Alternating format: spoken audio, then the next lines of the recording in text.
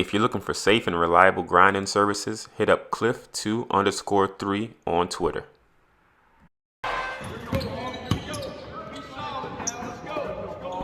What's good, 2K family? RCA the Great here with another tutorial, another playbook to hopefully help you guys with some domination, some unlimited, some draft mode, to help you get some more wins, get some more open looks on the court, because you know it's a little bit harder to score this year, so you need to get open.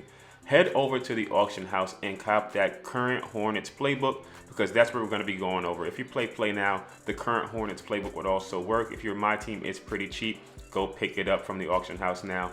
If you're interested in the team that I'm running, this is who I currently have right now. We did pick up that Wilt Chamberlain from Unlimited, and we're running more of a defensive set. So I do like to get my team open off of screens and things like that. If you're new to the channel, make sure you hit a like, subscribe to the channel, and be sure to let me know if you like this new format. I'm going to be going over the plays in a different way than usual. But without further ado, let's jump right into scrimmage. The first play we're going over is called Fist 1 Weave High, and is a handoff play with 3-point option. So we got Gordon Hayward here. LaMelo Ball on the court. As you can see, there's a lot of circus looking action on the court. We're running around, but we get to the basket with a nice dunk with Terry Rozier. But as the play starts off, you're going to be getting a down screen for your small forward, and that's going to be your first look. You're going to be able to possibly get a 3-point shot here.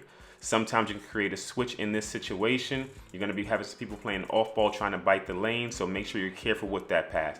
The second screen, you're getting a backdoor screen for the person that made the first pass. You can sometimes dump that in there, but it's a dangerous pass. First of all, you want to be looking for a switch. If the center switches on to him, that's your first option to look to post up. Right after that, you're getting the screen into a dribble handoff. Make sure you're holding circle to get that dribble handoff action. Right after the dribble handoff, Terry Rozier is coming right around again off a pin down screen. That's your other option for a 3-point shot. If you don't pass it there, you have another dribble handoff, holding circle. You go around your final screen and roll, and you're getting into the basket. I know it's a lot, but this play is literally money. Once you get this handoff, you're in a 4-out-1-in setting. Pretty much a 5-out, leading you to the basket, which is you and your center, and it's money. Let's get it. All right, let's run through the play one more time. And as you can see, we hit Gordon Hayward wide open for 3 off that pin down. This time we hit Gordon Hayward, but Terry Rozier does get open off that back door, so you can sneak that in there sometimes. It's not something you always want to go to, but it'll be there sometimes. This time we get that dribble handoff, and look at Terry Rozier popping off wide open from that screen, green bean, and it is good. All right, let's get into play number 2. It's called Quick 2 Chest Flare. This is a 3-point play with the pick and roll option.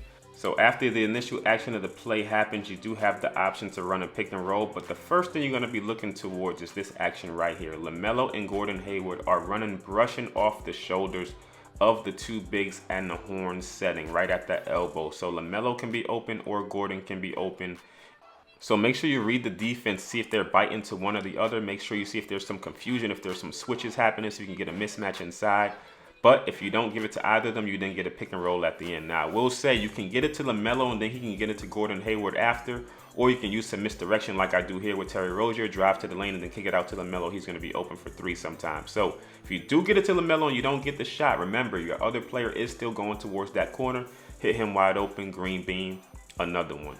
Now let's get to play number 3. We got Quick 12 Elevator. This is a pick and roll play with a 3-point option. So you get the first initial pick and roll action at the top of the key. Right when you brush off the shoulder, you want to see if you create a switch or what happens there. If you create a switch, you have an opportunity to post up there because it's a center and point guard pick and roll.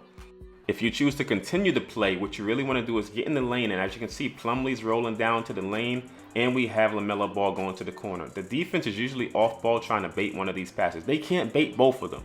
You have to make them choose. Split second. Am I going to the roll or am I going to the corner? This time we hit LaMelo in the corner wide open because he gets open off of those double screens, but we also could have hit the roll. Porzingis is the man that has to choose who he's going to defend at that time, and that's usually going to be a user defender. So you have to make sure you know where they are when you run that play. We get an open shot, knock it down, but let's run it a couple more times to show you how it works in different ways.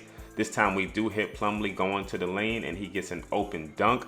We come around one more time, and as we get into the lane, once again, he has to choose Plumlee and LaMelo. He chooses Plumlee, we go to LaMelo, and we're open once again. All right, play number 4, we got Quick 12 Fist 14. This is a pick and roll play with a 3-point option once again. So we have the initial pick and roll at the top of the key, just like the last play.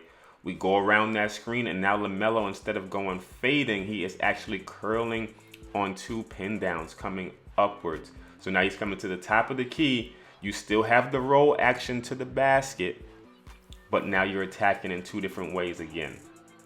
So you want to get into the lane, make the defense play. You can take the mid-range there. You can pass it to LaMelo here, or you can pass it to Bridges, who's curling into the lane. Either one of those is going to be able to get you the bucket if the defense gives it to you. Take what the defense gives. Don't make it rocket science. All right, this time we're running it again, and don't forget, you are going to have those guys that play you hard on the screen. So go left. You have all that space to take. But let's get into the next play. We got floppy, which is a 3-point play with another pick and roll option. So we get to the ball on the wings. We can get the ball out to LaMelo, who's curling off a pin down, or over to Gordon Hayward, who's going off a flare.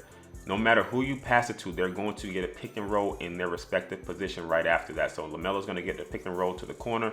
Gordon Hayward's going to get a pick and roll from the corner. You'll run it like that. Last play we're going over is fist 26 side, which is pick and roll or pick and fade play.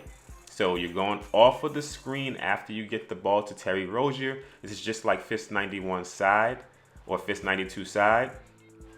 You're going to go off those double screens, go around them hard. Now the defense has to choose. Do we switch this? Do we chase this? No matter what they do, you're going to have an option. You get into the lane, they both follow LaMelo, or they both follow Rozier, you get it out to LaMelo. If Plumlee's man would have helped off, you could have dumped it into Plumlee. And if anybody helped from the wing, you can kick it out to them. This is going to be a read and react type of offense. And all of these plays do work against users. We played some draft mode, we played unlimited, and we played in some players lounge tournaments. Here's the footage from all of those. So the rest of the video is going to just be user versus user running these plays.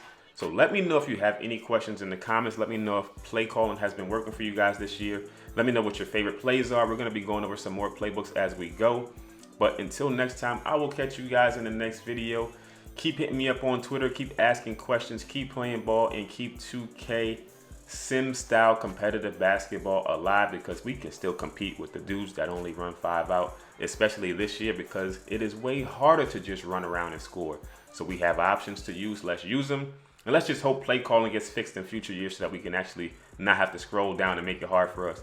But yo, until next time, I'll catch you on the next one, man. Peace.